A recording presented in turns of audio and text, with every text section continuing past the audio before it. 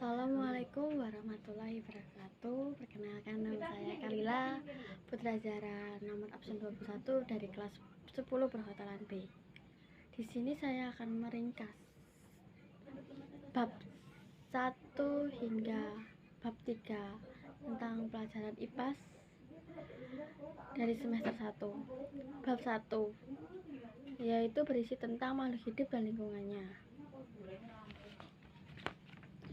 Makhluk hidup adalah suatu bentuk individu yang dapat menjalankan fungsi kehidupan. Ciri-ciri makhluk hidup yaitu dapat bernafas, berkembang biak, dapat bergerak, mengeluarkan sisa metabolisme, peka terhadap rangsangan dan beradaptasi tumbuh berkembang, dan membutuhkan suhu lingkungan tertentu. Klasifikasi makhluk hidup terdiri atas klasifikasi sistem alami, sistem buatan, dan sistem filogenetik.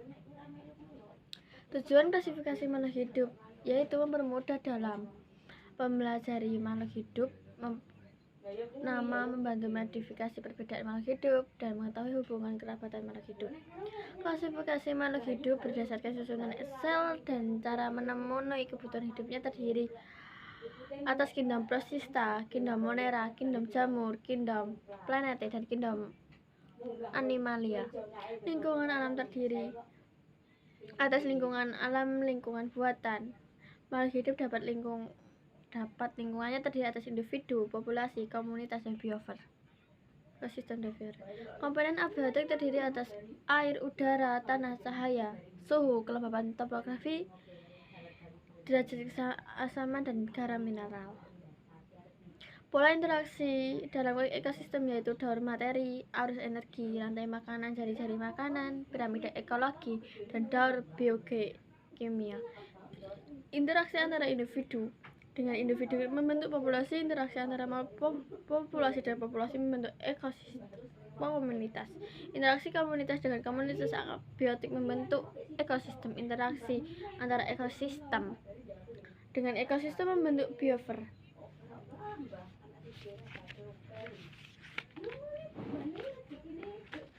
Bab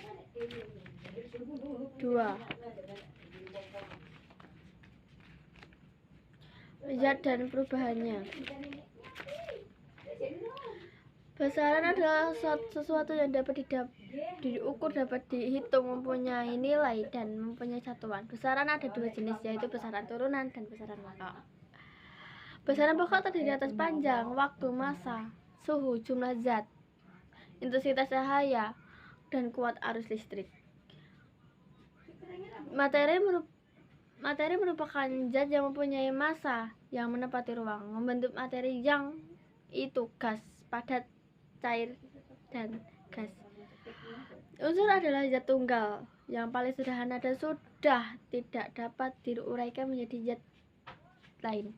Senyawa adalah zat yang terbentuk dari beberapa jenis unsur yang terkait secara kimia dan mempunyai komposisi penyusun yang tetap. Campuran merupakan suatu materi yang tersusun dari beberapa unsur atau senyawa yang komposisi yang tidak tetap. Campuran homogen merupakan campuran yang disusun oleh materi yang sama. Materi penyusun saling berinteraksi dan tidak dihasilkan zat baru. Campuran heterogen merupakan campuran yang disusun oleh materi yang berbeda. Materi penyusun tidak saling berinteraksi dan materi penyusun masih dapat terlihat. Sifat fisika berhubungan dengan sifat fisik. Sifat materi yang dapat diamati secara langsung disebut dengan fisika. Sifat tersebut dihasilkan oleh perubahan fisika dan perubahan yang terjadi bersifat sementara dan tidak kekal. Sifat kimia berhubungan dengan perubahan kimia. Sifat kimia merupakan suatu sifat yang dapat diamati secara langsung. Sifat tersebut dihasilkan oleh perubahan kimia, perubahan yang terjadi bersifat permanen atau kekal. Perubahan fisika bersifat sementara atau tidak permanen. Perubahan fisika tidak dihasilkan zat baru. Perubahan fisika meliputi perubahan wujud, bentuk, dan ukuran. Perubahan kimia merupakan suatu proses perubahan yang menghasilkan zat baru yang permanen. Perbuatan kimia disertai terjadinya reaksi kimia yang zat sebelum berubah mempunyai sifat berbeda dengan zat hasil perubahan. Hasil pemisahan campuran terdiri atas ukuran partikel titik. perbedaan kelarutan, penyadapan, difusi, dan adsorpsi. Metode pemisahan campuran yaitu eksplorasi, sublimasi, distilasi, filtrasi, kromatografi, ekstraksi, kristalisasi, sentrifugasi, dan dekastasi. Bab 3. Energi dan perubahannya. Energi adalah suatu kapasitas yang digunakan untuk melakukan suatu usaha atau pekerjaan. Energi tidak dapat diciptakan dan tidak dapat dimusnahkan. Jenis energi terdiri atas energi kinetik, energi potensial, energi mekanik, energi bekas, energi panas, energi listrik, energi kimia, energi nuklir, dan energi cahaya, energi bunyi, dan energi suara. Perubahan bentuk energi ini sesuai dengan hukum kekalahan energi, yaitu energi tidak dapat diciptakan atau dimusnahkan, tetapi energi dapat diubah dari suatu bentuk ke bentuk lainnya. Transformasi energi merupakan suatu perubahan energi menjadi bentuk lain. Perpindahan energi oleh suatu gaya akan menyebabkan pergeseran. Perubahan energi meliputi perubahan energi listrik menjadi energi gerak, energi potensial menjadi energi kinetik, energi listrik menjadi energi bunyi, energi listrik menjadi energi cahaya, energi listrik menjadi energi kimia, energi gerak menjadi energi panas, energi gerak dan menjadi energi bunyi, energi gerak menjadi energi listrik, energi cahaya menjadi energi listrik, energi kimia menjadi energi cahaya, energi kimia menjadi energi listrik, energi angin menjadi energi. Pemanfaatan energi terbarukan sangat penting untuk mengganti energi tak terbarukan seperti minyak bumi, gas, dan batu bara.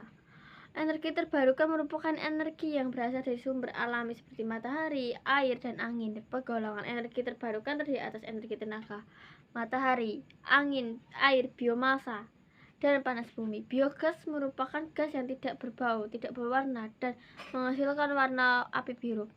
Biodiesel merupakan bahan bakar yang dibuat dari minyak nabati, lemak hewan, dan limbah minyak goreng.